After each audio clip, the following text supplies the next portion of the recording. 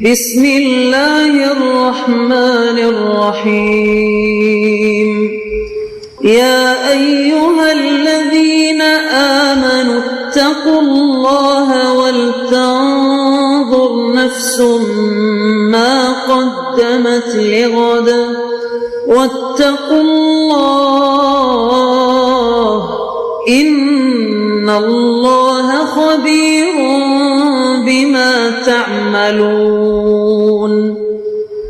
اے ایمان والو، اللہ سے ڈرتے رہو اور ہر شخص کو دیکھنا چاہیے کہ اس نے کل یعنی آخرت کے لیے کیا سامان بھیجا ہے، اور ہم پھر کہتے ہیں کہ اللہ سے ڈرتے رہو، بے شک اللہ تمہارے سب اعمال سے خبردار ہے۔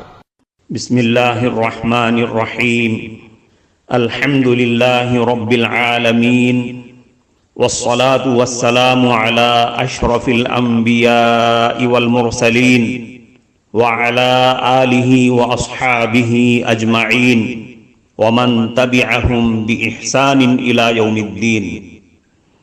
قابل صد احترام حضرات شائقین و شائقات سچا پیغام، السلام علیکم ورحمۃ اللہ وبرکاتہ۔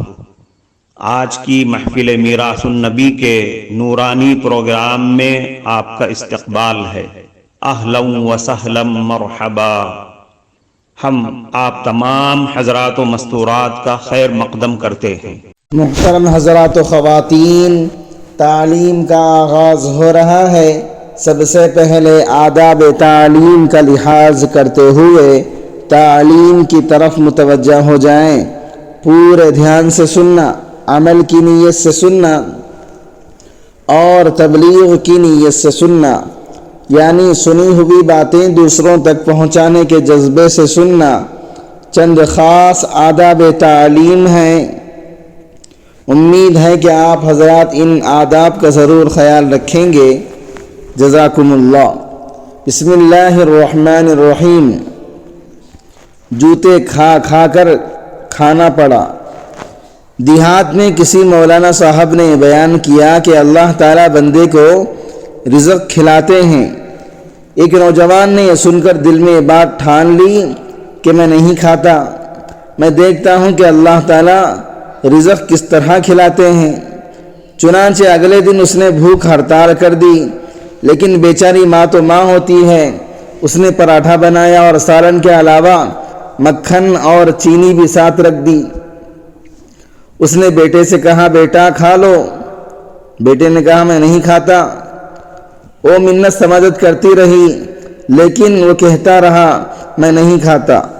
جب اس نے بار بار کھانے کو کہا تو یہ آدمی تنگ آ کر گاؤں سے باہر درختوں کے جھنڈ میں جا کر لیٹ گیا اور یہی سوچتا رہا کہ میں دیکھتا ہوں کہ اللہ تعالیٰ آج مجھے کیسے کھلاتے ہیں۔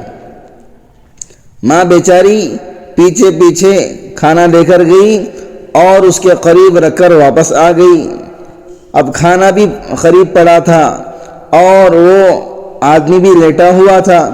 جب اسے کھانے کی خوشبو آنے لگی تو وہ وہاں سے اٹھ کر 30-40 فٹ کے فاصلے پر لیٹ گیا تاکہ مجھے کھانے کی خوشبو بھی نہ آئے۔ یہ محفل میراث النبی صلی اللہ علیہ وسلم ڈیلی پروگرام ہے۔ وہاں ارد گرد کچھ ڈاکو تھے جو اس جگہ پر اکٹھے ہو کر اپنی پلاننگ بنایا کرتے تھے، کیونکہ انہیں وہ محفوظ جگہ نظر آیا کرتی تھی۔ وہ دوپہر کے وقت آ کر وہاں بیٹھ گئے۔ اب ان کو بھی سالن کی خوشبو آئی تو وہ کہنے لگے، یار لگتا ہے کہ کہیں کھانا پڑا ہوا ہے۔ اس نے کہا کہ تلاش کرنا چاہیے۔ چنانچہ تلاش کرنے پر انہیں کھانا تو مل گیا۔ انہوں نے دیکھا کہ پراٹھا بھی ہے، مکھن بھی ہے اور سالن بھی ہے۔ ان میں سے ایک کہنے لگا کہ آج ہماری عید ہے کہ کھانا مل گیا۔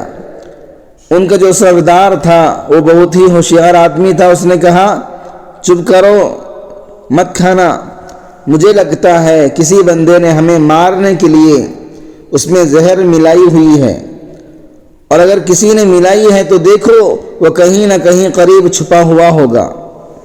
جب انہوں نے ادھر ادھر ڈھونڈنا شروع کر دیا تو دیکھا کہ وہ صاحب ایک جگہ لیٹے ہوئے تھے۔ انہوں نے اسے بالوں سے پکڑ لیا اور کہا، ارے تو تم نے اس کھانے میں زہر ملائی ہے؟ اس نے کہا نہیں، میں نے تو نہیں ملائی۔ انہوں نے کہا پھر تم نے یہ کھانا وہاں کیوں رکھا ہے؟ لگتا ہے تو ہمارے ساتھ کوئی مکر کر رہا ہے، دھوکہ کر رہا ہے۔ انہوں نے متفقہ طور پر یہ فیصلہ کیا کہ اسی کو پہلے کھانا کھلایا جائے۔ چنانچہ انہوں نے اسے کھانا کھانے کو کہا تو وہ کہنے لگا جی میں نہیں کھاتا۔ اب ان کو پکا یقین ہو گیا کہ اس میں زہر ہے۔ انہوں نے پھر کہا کہ پہلے کھاؤ۔ اس نے پھر وہی جواب دیا۔ ان کے بڑے نے کہا اسے جوتے لگاؤ پھر کھائے گا۔ لو اب اسے جوتے بھی رسید ہونا شروع ہو گئے، لیکن وہ کھانا کھانے سے انکار ہی کرتا رہا۔ محترم ناظرین کرام، اس دینی اور ایمانی بیان کو سننے کے دوران ہی اس کو لائک کر دیجئے اور شیئر بھی کر دیجئے تاکہ دوسرے بھی اس سے فائدہ اٹھا سکیں۔ اللہ آپ کو جزائے خیر عطا فرمائے۔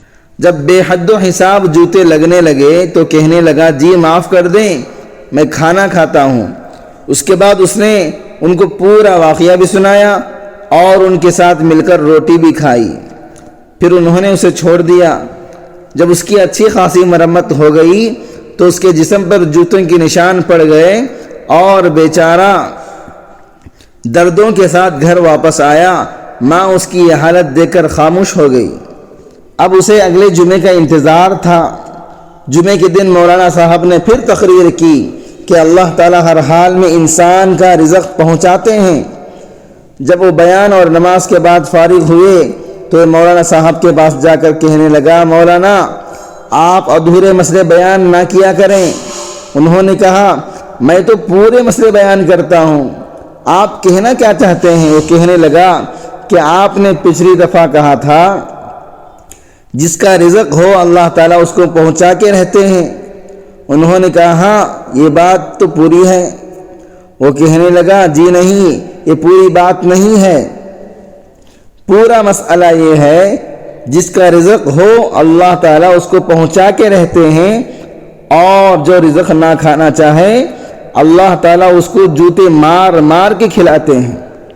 اللہ معزز شائقین و شائقات سچا پیغام، آپ کو اندازہ لگ گیا ہوگا کہ یہ مضمون کتنا اہم ہے اور کس قدر فائدہ مند ہے۔ کم سے کم درجے میں سوشل میڈیا کے ذریعے سے بھی ہم اس کو زیادہ سے زیادہ شیئر کریں گے تو دعوت کے فریضے کی کوششوں میں ہم بھی اپنا کچھ حصہ ڈالنے والے بن سکتے ہیں۔ لہٰذا زیادہ سے زیادہ اس کو عام کریں تاکہ پوری دنیا کے ہندوؤں کی غلط فہمی دور ہو جائے اور انہیں یہ زمینی حقیقت معلوم ہو جائے، اور وہ اپنے اصل مذہبی لیڈر پیغمبر آخر الزماں حضرت محمد الرسول اللہ صلی اللہ علیہ وسلم کو ماننے پر مجبور ہو جائیں اور کلمہ پڑھ کر آپ کے ساتھ ساتھ وہ بھی جنت میں جانے والے بن جائیں۔